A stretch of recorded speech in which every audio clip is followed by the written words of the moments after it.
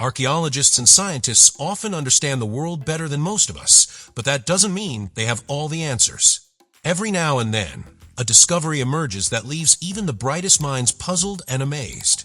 The experts are just as baffled as the rest of us. Everything you're about to see in this video is an astonishing find from the distant past, yet none of them have a clear explanation. Watch carefully. This video just might blow your mind. While it would be fair to call the Venus of Willendorf sculpture somewhat unflattering, we can all agree that it's an interpretation of the female form. Although why there are no arms and why the head has such an odd face is a matter of much conjecture. That's far from the strangest thing about it, though.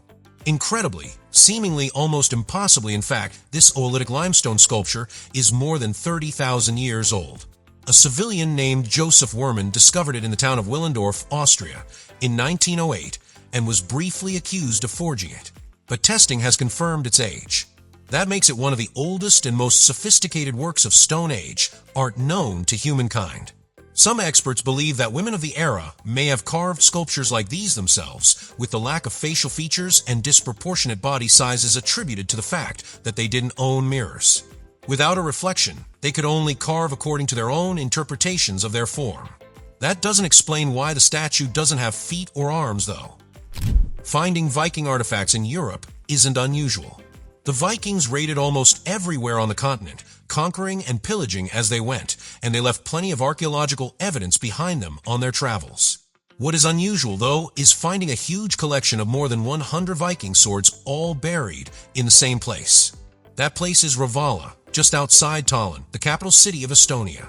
The H-shaped grips of the swords give them away as Viking in design, although curiously, every single one of them has been smashed to pieces, probably on purpose. The find has been dated back to the 10th century, but nobody so far has been able to shed any light on why quite so many swords were left in the same place. It could indicate a mass grave, but there's a lack of skeletons to back that theory up. Nor would such a practice be consistent with known Viking behavior elsewhere. Perhaps this was a platoon of Viking pacifists who decided to lay down their arms and go and live a quiet life in Estonia. Or perhaps it indicates that we still have a lot to learn about Viking customs and traditions. This magnificent bronze sculpture of a horse deserved a better fate than sitting at the bottom of a well in Germany for 2,000 years. But when it finally returned to the surface in 2009, it provoked a lot of controversy. Sculptures like this have been found before, and we can say with reasonable certainty that it once belonged to a much larger statue of the famous Roman Emperor Augustus seated atop the horse. While we can explain that, we can't explain the location it was found in. The discovery was part of a newly uncovered 20-acre ancient Roman site, but the site was curiously devoid of any military buildings. Even more strangely, the Roman site was surrounded on all sides by land belonging to ancient Germanic tribes. The history books have always told us that the Romans expanded by conquering their neighbors and ruling with an iron fist, but the settlement that this horse came from appears to have lived peacefully with its native tribal neighbors. Perhaps the Romans were a little more friendly than we thought. At first glance, there doesn't appear to be anything special about these sculptures, other than the fact that they look a little weird. They're informally known as idols, and they come from a specific area in Syria known as Tel Brak. What makes them odd is that nothing that even vaguely resembles them has ever been found elsewhere in Syria or even elsewhere in the world. The small statues were found in their hundreds during the excavation of a structure we now refer to as the Eye Temple. The smallest of them are only 4 or 5 centimeters high, whereas the larger ones can be up to a foot tall or long. All of them are made from alabaster, but we have no idea which ancient civilization used that alabaster to create them. Candidates include the Akkadians, Babylonians, and the Sumerians, all of whom once occupied Tel Brak before its abandonment 4,000 years ago. Are the wide, bulging eyes supposed to resemble a creature that's long since become extinct? Are they effigies of an unknown god? Sadly, there's nobody we can ask for answers, and we'll probably never know. If you want to build something to last, the best approach is to make it out of stone or steel. The ancient sculptures and statues we've dragged out of the ground over the centuries have almost all been crafted from stone. But there's one very notable exception to that rule. This is the Shigar idol. It's more than 11,500 years old, and it spent the majority of that time in a peat bog in the eastern Ural Mountains. The peat turned out to be the perfect preservative for the statue, which is the oldest wooden artifact known to exist anywhere in the world. When it was created by a mysterious civilization during the Mesolithic era, the last ice age had only just come to an end. The 9-foot-high idol was painstakingly put back together by Professor D. Lobanov following its 1894 discovery, but he believed that there might be 3 or 4 pieces missing, so it may once have been even taller. Given the number of different faces that appear on the statue, it might have been used as a totem pole. But as we have no idea who made it, that's only a guess. Scientific and archaeological opinion about the famous Fuente Magna is divided. Some of them insist that it's a genuine artifact and should be viewed as the American equivalent of a Rosetta Stone, whereas others believe it to be nothing more than a forgery. In form, the Fuente Magna is a ceramic drinking water vessel covered on all sides with carvings and texts not entirely dissimilar to early Sumerian writing. It's claimed that a farmer found the bowl close to Pumapunku, Bolivia, in 1950, but spent 10 years using it to serve water to his pigs. It wasn't until 1975 that the first mention of its existence appeared in a newspaper, and at that point, it was considered to be a fake and kept in the storage room of a museum. Dr. Clyde Winters, however, believes that the text on the side of the bowl alternates between Sumerian cuneiform and Semitic, and is similar to the text found on the side of the Pokosha monolith. To Winters, this is evidence that the ancient Sumerians somehow made it as far as Peru. Although they won't admit it, the Museum of Precious Metals in La Paz no longer appears to believe it's a fake. They've recently moved it into a publicly displayed collection of artifacts relating to the Tiwanaku civilization. Imagine this scenario. You're on the beautiful Pompano Beach in Florida, enjoying a walk, and you come across a beautiful blue object sitting on the sand, around the size of a softball. You start to imagine that you found a precious stone or mineral, and it might be your lucky day. And so you go to pick it up, only to discover that instead of being hard and smooth, it's soft and fleshy. After you get over the shock and horror of that feeling, you begin to wonder what it is. And the answer is that we still don't know. The person who found it took it to the Fish and Wildlife Research Institute of Florida for investigation, and they think it's the eye of a dead sea creature. The tiny fragments of bone that cling to the outer shell of the sphere prove that it's neither a squid nor a jellyfish, so they suggest that it might have come from a swordfish. We're not sure we buy that explanation. How big must the swordfish have been if the eye alone could fill up the palm of your hand? It's generally believed that the most popular musical instrument in ancient Egypt was the sistrum, and yet it may not have been used as a musical instrument at all. This is a sistrum, and if its design is familiar, it's probably because you've seen it on hundreds of ancient Egyptian carvings and paintings without ever realizing it. According to legend, shaking a sistrum brought good fortune. If the Nile was flooding, you shook a sistrum at it. If your loved ones were sick, you shook a sistrum at them too. The instruments could be made from almost any material, including brass, clay, and wood, and made a loud jangling sound when shaken. Based on the works left to us by the Egyptians, they appear to have been owned by women more commonly than by men. Curiously, examples of ancient Minoan sistra have been found in and around the island of Crete and appear to have many similarities with the Egyptian variants. Even more curiously, the clay versions of the instruments can't possibly have created a viable sound for music. So what purpose might they really have served? We know so little about this jade carving that even determining what it's supposed to represent depends upon your own interpretation. Look at it closely. What do you see? A warrior pulling a terrifying face. Sat on top of a monster, perhaps? Is he supposed to be a god or a mythical beast? If we could say for sure, we might know a little bit more about the civilization who made the carving. That would be useful because they might change a whole lot of what we know about ancient China. The official history of the land says that the Shang dynasty was the first to live in China around 4,000 years ago. This jade cylinder, however, is at least 1,000 years older than that. Given the relative sophistication of its design, it would be too simplistic to call it the work of a detached tribe or hunter-gatherers.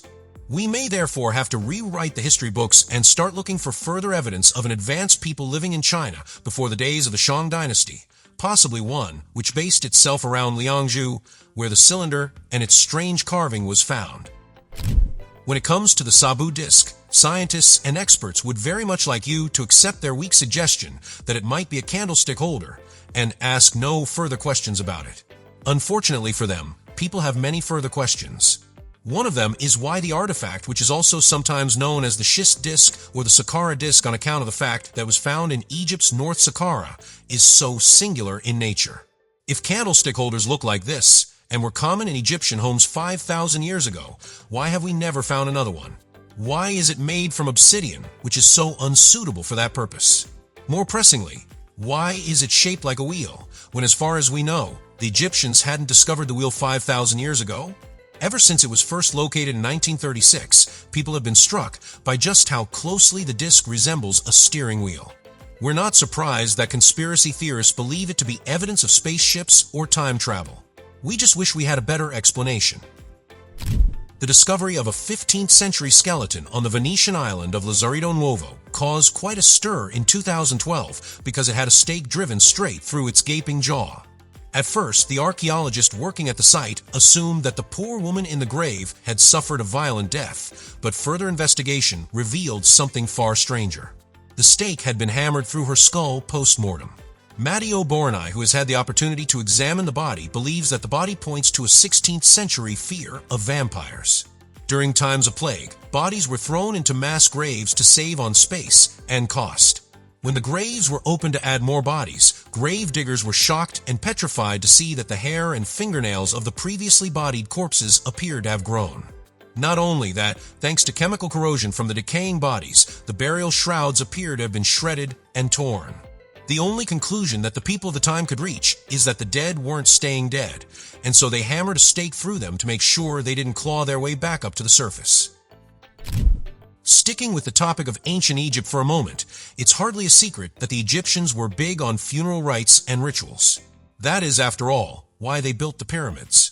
An important rich or respected person in Egypt would go to their final resting place accompanied by many items, including pottery, food, chariots, wine, and in some unfortunate cases, live animals. We can explain the purpose of most of the goods found in Egyptian tombs, but we've never been able to decipher the meaning of their funerary cones. Made from the muddy banks of the Nile itself, they're mostly found in the Theban necropolis, although examples from elsewhere have been noted and recorded. The name of the tomb's owner is stamped on the base of the cone, along with any titles they may hold. That tells us whose tomb we're in, but doesn't explain why the cones are there. They're always placed above the entrance to a tomb, on an outer wall. That also probably has some great significance which has been lost to time. Depending on who you believe, the Koso artifact is either a 100-year-old geological anomaly or a riddle that dates back 500,000 years. There's no debate about what sits at the center of the artifact. It's a spark plug made by the company Champion during the 1920s. Plenty of them have been thrown away over the years, but only this one has managed to find its way right into the center of an iron oxide shell that has been tested and proved to be 500,000 years old. The casing completely surrounds the spark plug, which was discovered by accident in 1961 in California by two prospectors on the hunt for geodes. There's no way that the spark plug could have been pushed into the middle of the rock. So how did the rock form around the shell? With no better explanation available, some people point to the Koso artifact as evidence that time travel is real, and that sometimes time travelers accidentally leave objects behind themselves on their travels. There are as many names for this object as there are theories about its origin. Most people call it the Sabu disk, but we've also seen it called the schist disk and the Saqqara disk, the latter name being given because it was found in Egypt's North Saqqara in 1936. It looks a lot like a steering wheel, so alien conspiracy theorists like to imagine that it was a control device for an ancient spaceship. Scientists are quick to call that idea ridiculous, but they struggle to come up with a better explanation for how a wheel-shaped object could have turned up in Egypt 5,000 years ago, during a time before Egyptians had even invented the wheel. The soft rock that the artifact is made from would break under the slightest pressure put in the wrong place, and it's only 1 inch thick in places. If it was supposed to be a sculpture, it was made out of the least suitable material for the job. Some people think it might be an ornate candlestick holder, but if so, why haven't we found anything else that looks like it? In all the years we've been excavating Egyptian tombs. If we ask you to think about a multi-tool, the first image that came to your mind would probably be the Swiss Army knife. You might even be looking at this device right now and thinking that it's a Swiss Army knife, but it isn't. This is a Roman multi-tool, and it's 1,800 years old. As for what's mysterious about it, despite its obvious practical uses, it's the only Roman artifact of its time ever discovered. Considering the popularity and ubiquity of Swiss Army knives today, why was this design never replicated anywhere else for centuries? You could even make an argument that this design is better than the modern Swiss Army knife, because as well as packing a fork, a spatula, a spike, a pick, and a knife, it also has a spoon attachment. You could use it to pick locks, eat your meals, or attack your enemies. The knife is currently the property of the Fitzwilliam Museum in Cambridge, England, although it was originally found on the Mediterranean coast some 30 years ago. Scientists are so reluctant to consider the type of technology that went into creating the Yonaguni Monument that they would rather completely ignore it. Ask them, and they'll tell you that this ancient Japanese site was created by nature, not nurture.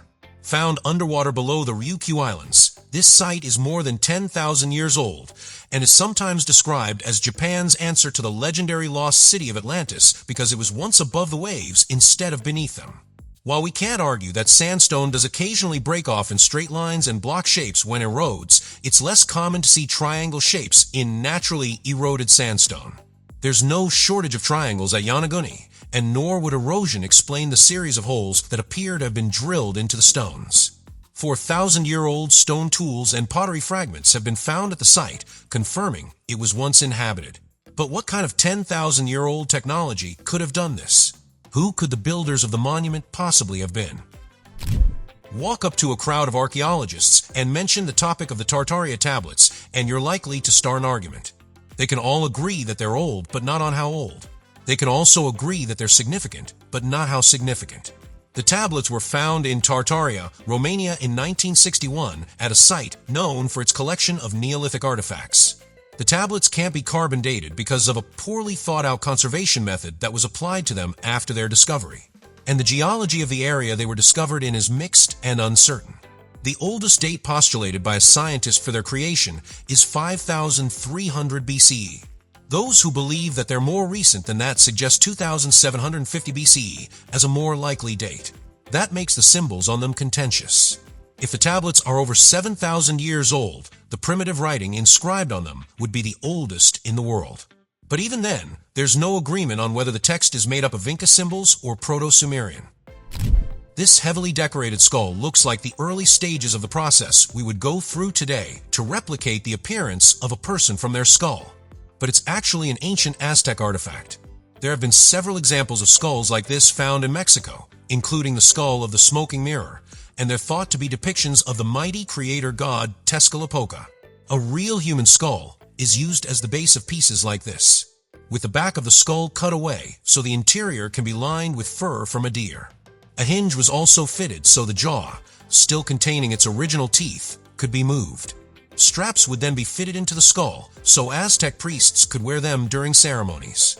It must have made them appear terrifying, but we can only guess at the purpose of the rituals. What kind of purpose could be served by wearing such frightening headgear?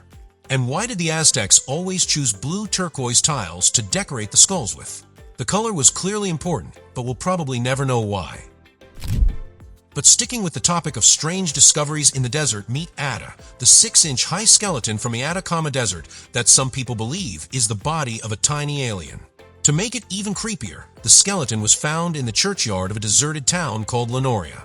Testing on the skeleton has revealed that it's less than 100 years old. But so far, we've been unable to say who or where it came from conclusively. Scientists looking for a rational explanation have tried to write it off as a non-viable human fetus, but that wouldn't explain the strange cranium of the body. Another theory is that it's the body of a human who suffered from chronic dwarfism, but the smallest living human ever recorded was 4 times larger than this. Researchers at Stanford University were given 6 whole months to study the body in 2003, but even after all that time, they couldn't come up with a satisfactory explanation for its existence. It's definitely not a hoax, but we may never know what species or race little Atta belonged to. Historic artifact doesn't have to be thousands of years old in order to confuse or disturb scientists or archaeologists.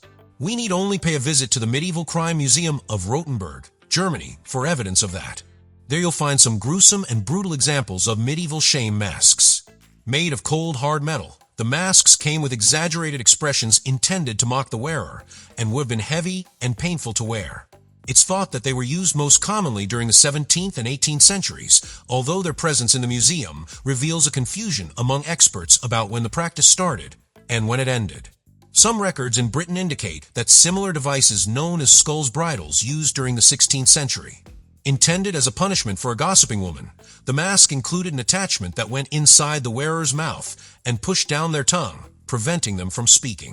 Similar devices were said to be used to punish and mock the lazy, the foolish, and those who were perceived to be poor musicians or tradespeople.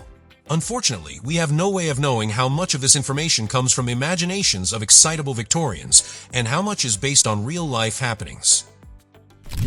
Even in this age of advanced video games, many of us like to sit down with friends or family every now and then to play a good old-fashioned board game. When we do, we're taking part in a form of entertainment that goes back thousands of years and one which has mysterious origins. Also known as the game of 20 squares, the royal game of UR was first played in ancient Mesopotamia 4,500 years ago. But curiously, an almost identical game was played all over the Middle East and the Mediterranean during times of antiquity. We have no idea of the rules of the game, but it involved both dice and pawns, suggesting it was complicated. Some Babylonian tablets found at the same time as some of the royal game of UR boards seem to imply that there might even have been an element of fortune-telling involved in the game. Were our ancestors just passing the time when they sat down to play it? Or were they trying to discover the secrets of their futures? When you're looking through history books, can usually identify the origin of an ancient soldier from their helmet.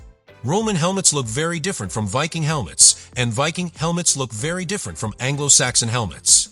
You've probably never seen a helmet like this before, though. Known as a porcupine or pufferfish helmet, this is an ancient form of battle dress from Micronesia. It's exactly what it looks like. The skin of a pufferfish hardened cut open, and fitted with a head guard and cheek patches for comfort and further protection. Typically, it would be paired with body armor made from coconut fibers. This was all that a warrior from Nauru, the Gilbert Islands, or Kiribati would need to go into battle with. The earliest examples of such an outfit was discovered in 1891, although sadly, we have no information on when this strange practice started or when it came to an end.